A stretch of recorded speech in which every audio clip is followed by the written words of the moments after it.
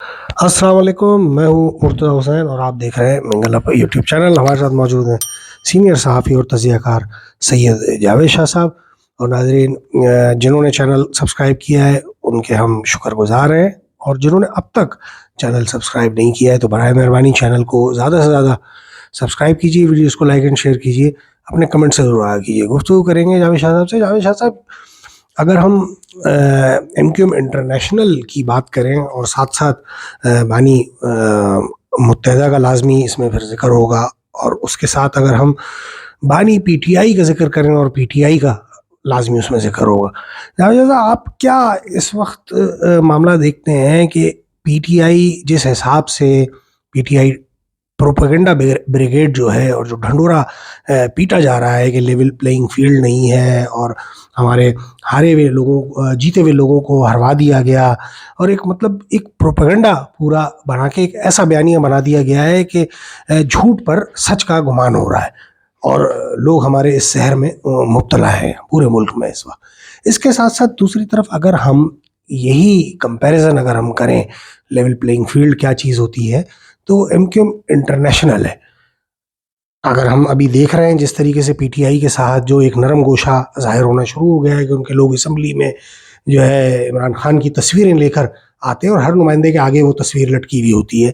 इसके साथ साथ हर जगह एहतजाज इस वक्त पूरे मुल्क में बाकायदा तौर पे किया जा रहा है, तकरीरें की जा रही हैं। दूसरी तरफ अगर हम इसका हम जायज़ा लें एमक्यूएम इंटरनेशनल का, तो अल्ताफ़ हुसैन साहब की मुत्तहदा पर और अल्ताफ़ हुसैन साहब पर हर तरह से पाबंदी, और हकीकी मायनों में जो होती है नॉन लेवल प्लेइंग फील्ड का मामला है उनके साथ। आप इस मामले को इन दोनों पार्टीज के कैसे देख रहे हैं?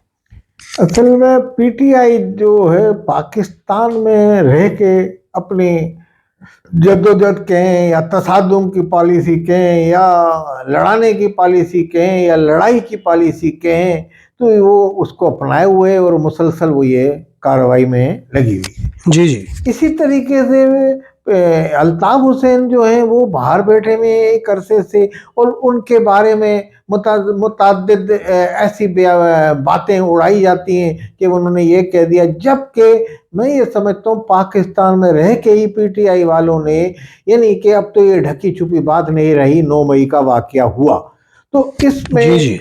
ऐसा वाकया एमक्यूएम के उसमें नहीं हुआ खाते में कोई। एमक्यूएम इंटरनेशनल की बात कर रहा हूँ। एमक्यूएम ने अपना बस जो नारा उन्होंने वो लगाया था उस पर वो माजरत कर चुके हैं। उसके बाद एमक्यूएम ने कोई ऐसी ऐलान नहीं किया, ना कभी उन्होंने ये कहा कि ये छावनी का रुख करो या कहाँ करो, यानी कि किसी तरह की बात को कभी ये उन्होंने पीटीआई ने पाकिस्तान में किया। अब उसके अलावा इस्टेब्लिशमेंट जो है वो पीटीआई पे अब नरम गोशा कर रही है। उनके मुकदमात में बाद में उनके लोग रिहा हो चुके हैं, काफी उनके लोग रिहा होके भी आ गए हैं और बतदरीज रिहा हो रहे हैं जिन्होंने संगीन जुर्म में मुब्तला नहीं है। अब उनके लोग दाढ़ियां रख के, जो उनकी दाढ़ियां बढ़ गई हैं, जो रुपोश थे वो मंजर आम पे आ रहे हैं। जुबैर नियाजी आए, मुराद सईद आ गए दाढ़ी रख के वहां, फैसल जावेद उनको खुसूसी मामूल बनाया जा रहा है वजारत दाखिला का केपीके में। इसी तरीके से बहुत सारे उनके लोग मंजर आम पे आ गए, तो उनको लेवल प्लेइंग जो फील्ड नहीं मिली, उसके बावजूद वो सियासत पाकिस्तान की चला रहे। अब वो कहते हैं उन्होंने जबरी तौर पे हासिल किए, उन्होंने सरहद में उन्होंने हर पोलिंग बूथ पर उनका एक आदमी था, यानी कि एस्टेब्लिशमेंट के किसी एहलकार को घुसने नहीं दिया। भाई एस्टेब्लिशमेंट का एहलकार पोलिंग बूथ में कहाँ गया है? अगर आप धांधली को भी कहते हैं तो आपको तो फार्म 47 और इस तरह के अंदर खाने टेक्निकल तरीके से हुई है, तो वहां नहीं कर सकते थे क्या? मैं तो ये समझता हूँ एस्टेब्लिशमेंट को केपीके में मेरा ख्याल है इनको धांधली नहीं कर सकी इनकी वजह से। ऐसा तो नहीं हो सकता। एस्टेब्लिशमेंट इतनी पाकिस्तान की ताकतवर है, तो वो चाहती, अगर उन्होंने तो अदम मुदाखलत की पॉलिसी पे कारबंद है वो, उन्होंने कहीं धांधली का मुजाहरा, इक्का दुक्का बातों को भी अगर कहीं आप कहें तो कह सकते हैं कि जो डीसी हैं या जो सरकारी एहलकार हैं उन्होंने कर दी है धांधली, तो उस पर हो गया। वरना एक बड़े पैमाने पे धांधली अगर होती तो एस्टेब्लिशमेंट के परवरदा सियासतदान जीतते, जो हार चुके हैं, रोड ٹکٹوں پہ بیٹھے ہیں آج کل, جن کو کہاں گئی وہ تنظیمیں جن پہ الزام لگایا جاتا تھا کہ مذہبی تنظیمیں تھیں جو مذہبی سیاست پہ یقین رکھتی ہیں, مسلک کی سیاست, ان کو کہا تھا کہ جناب ان کو اسٹیبلشمنٹ نے تیار کیا ہے ایسی پارٹیوں کو, یہ جو مولوی جو اختلافات فرقہ واریت پھیلاتے ہیں, مگر وہ بھی کوئی نہیں جیت سکا. تو یہ تو سمجھ لیں ایک بڑا یعنی کہ اچھا الیکشن ہوا ہے, میں تو یہ سمجھتا ہوں اس حوالے سے. اچھا جاوید صاحب, یہیں اگر ہم بات کر رہے ہیں اس وقت دو پارٹیوں کے بانی اور قائدین کی, تو ان میں جب ہم الطاف حسین صاحب کا معاملہ دیکھتے ہیں تو کچھ بیرونی اور اندرونی, یعنی بیرون ملک اور اندرون ملک سے ہی کچھ یوٹیوبرز ہیں ہمارے, ٹھیک ہے, اور وہ اس طرح کے بیانات دیتے ہیں کہ جیسے فلاں سیاستدان اور کچھ سیاستدانوں کے اوپر جیسے سیاست کے دروازے پاکستان میں بند ہو چکے ہیں. آپ کیا سمجھتے ہیں؟ اور ان یوٹیوبرز کا یہ کہنا ہے کہ جناب الطاف حسین صاحب پر بھی اور اسی طریقے سے نواز شریف صاحب پر بھی اور آنے والے دنوں میں زرداری صاحب اور عمران خان صاحب پر بھی, یعنی ان کا بلکہ یہاں تک بھی کہنا ہے یوٹیوبرز کا کہ جناب جو 70 سال سے زائد عمر کے جتنے لیڈر یا قائدین ہیں اپنی جماعتوں کے, ان کی سیاست کی گنجائش اب ختم کر دی گئی ہے. آپ کیسے دیکھ رہے ہیں اس معاملے کو؟ کیا پاکستان میں یہ چیز ممکن ہے؟ اور اس کے ساتھ ساتھ کیا آپ ایسا سمجھتے ہیں کہ الطاف حسین صاحب کی پاکستان میں سیاست میں اب گنجائش ختم ہو چکی ہے؟ اصل میں یہ بات یہ ہے کہ جو یوٹیوبر دیتے ہیں خبریں اپنے سورس تو بتاتے نہیں ہیں. اب ایک آج کل گرفتار ہوئے ہوئے اسد طور, تو اسد طور کو کل ہتکڑیاں لگا کے پیش کیا تھا, تو ان سے عدالت نے آج 4 روز کا پھر مزید ان کو ریمانڈ دے دیا ہے کہ جسمانی ریمانڈ کے انتے سورس پتہ, وہ پولیس یہ کہتی ہے ہمیں یہ اپنا موبائل نہیں دے رہے کیونکہ اس میں موبائل میں ان کے تمام وہ ہیں. تو یہ سورس تو پاکستان میں قانون بنا ہوا ہے, عالمی انٹرنیشنل قانون ہے کہ صحافی اپنی سورس نہیں بتا سکتا, تو وہ سورس نہیں بتاتے.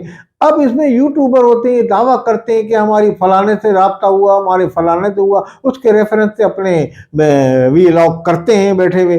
تو اس میں کتنی صداقت ہوتی ہے کتنی ہوتی ہے, مگر بہرحال ان کی سورس پوچھنے والا کوئی ایسا قانون نہیں ہے.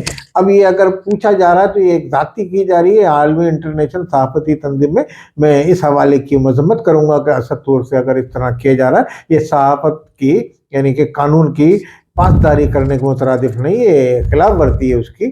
تو بہرحال اس طرح کے دعوے دار نہیں بننے چاہیے کہ جناب مجھے ایجنسی نے یہ کہہ دیا, ایجنسی کے حوالے سے کوئی بات کریں, اسٹیبلشمنٹ کے حوالے سے ان کا نام لے کے, تو اس طرح کی کوئی ایسی باتیں نہیں ہوتی. جھوٹی سچی خبریں جو ہیں اس سے اجتناب کرنا چاہیے. زیادہ الطاف حسین صاحب کی سیاست پاکستانی سیاست میں کوئی گنجائش یا انٹری اور دوبارہ سے ایکٹیو سیاست کے بارے میں آپ کیا سمجھتے ہیں؟ اصل میں آپ کو یہ بتاؤں, جب الیکشن ہو رہا تھا تو اس سے پہلے سے ایک سوچ ابھری تھی اسٹیبلشمنٹ کا. بہرحال پاکستان میں تو رول ہے, لازمی سیاست میں پاکستان کی ان کو انوالو کیا ہے سیاستدانوں نے, تو یہ پاکستان میں رہتا. تو ایک رائے یہ تھی کہ اب یہ پرانے جو گدھ ہیں, پرانے جو بڈھے سیاستدان, ان سے جانچ چھڑائی جائے اور اس الیکشن میں ان کو سائڈ کیا جائے. آپ کو یاد ہوگا ہم نے وی لاگ کیا تھا, اسی میں ہم نے کہا تھا کہ ایک پرانے سیاستدانوں کو اس الیکشن میں ہرا دیا جائے گی, ہم نے کہا تھا. تو یہ پہلے سے ایک حکمت عملی چل رہی تھی کہ ان کو سائڈ کیا جائے, نوجوان سیاستدانوں کو آگے لایا جائے, جس میں پیپلز پارٹی کی طرف سے بلاول کو آگے لانچ کیا گیا اور اس کو سامنے بھی لائیں زرداری صاحب. اور زرداری صاحب صدر کی حیثیت سے ایک سائیڈ میں ہو کے چلے گئے. یہ آخری پیریڈ ہے ان کا صدر کا, اس کی سیاست کا. اس کے علاوہ بادشاہ گر بنے رہیں گے. اسی طریقے سے نواز شریف بھی اب بادشاہ گر بن گئے, اور نواز شریف کا بھی سیاست کا یہ رول ختم ہو گیا کہ وہ پاکستان میں چاہے انہوں نے بیٹی کو لے آئے, بیٹی کو وہ چاہیں گے آئندہ مرسی سیاست کی ایسے کہ وزیر اعظم بھی بن جائے, وہ آگے ان کی خواہش تو بہرحال یہ ہوگی, عوام بناتے ہیں نہیں بناتے ہیں. اسی طریقے سے الطاف حسین جو اپنے اس عمر کے حصے میں پہنچ رہے ہیں, وہ پہنچ گئے ہیں, تو ان کو بھی اب سیاست سے یہ کوشش یہ ہوگی ان کی پاکستان میں. میں تو یہ سمجھتا ہوں کہ پاکستان میں آنے کے لیے وہ اپنے رابطے کریں اور سیاسی طریقے سے ہر وہ راہ اختیار کریں جس طریقے سے پاکستان میں اپنے وطن میں وہ آ سکیں اور اپنے سے اختلافات ان کے دور ہوں. اسٹیبلشمنٹ سے ہماری تو یہ دعا ہے اس طریقے سے کوئی راہ نکلے. میں سمجھتا ہوں سیاسی عمل شروع ہو گیا, زرداری صاحب بھی ان کے جاننے, تو اس طریقے سے ان کو پاکستان میں آؤ, پاکستان میں بادشاہ گر کی سیاست کریں, وہ क्योंकि अब वो बादशाह घर की पोजीशन में आ गए। जरदारी साहब, नवाज शरीफ, ये बादशाह घर आ गए और आगे आने वाले दिनों में इनकी पार्टियां तो इक्तिदार में आएंगी, नौजवान तबका इनकी पार्टी का आएगा इक्तिदार में। इन लोगों के सियासत का चैप्टर ये इस इलेक्शन से पहले ही मशावरत कर ली गई थी को अब क्लोज नजर आता है। तो मैं ये समझता हूँ ये क्लोजिंग का जो अमल है ये पाकिस्तान में हो, कोई इतनी बड़ी वो नहीं है कि अल्ताफ हुसैन ने कोई इतना बड़ा वो भी नहीं है काम, कोई पाकिस्तान में अगर वो आ जाएंगे सियासी अमल के ज़रिए और कानून के ज़रिए, पाकिस्तान में कानून उनको इजाज़त दे देता है और पाकिस्तान में आने के बाद तो ये मुमकिन है, कोई खारिज इम्कान नहीं कि इनकी तंजीम मजीद तरक्की करेगी और मजीद जावेद साहब, पाकिस्तान में एक बड़ी कदावर जमात मुल्क गिर सतह पे बुला। जावेद साहब, आसिफ अली जरदारी साहब के सदारत के मनसब पर फायज हो जाने के बाद 9 मार्च को जिस सिलसिले में चुनाव होगा और शहबाज शरीफ साहब जैसे कि वज़ीर आज़म पाकिस्तान मुंतखब हो चुके हैं, आप कुछ ऐसा मंजरनामा बनते हुए देख रहे हैं कि आने वाले दिनों में अल्ताफ हुसैन साहब के लिए इनका जो है सदर बन जाना और वज़ीर आज़म बन जाना उनके लिए कुछ बेहतरी की नवीद हो सकता है? हो सकती है ये बात, ये आपकी बात जो है खुशाइन बात है, इसमें हो सकता है ऐसा इम्कान।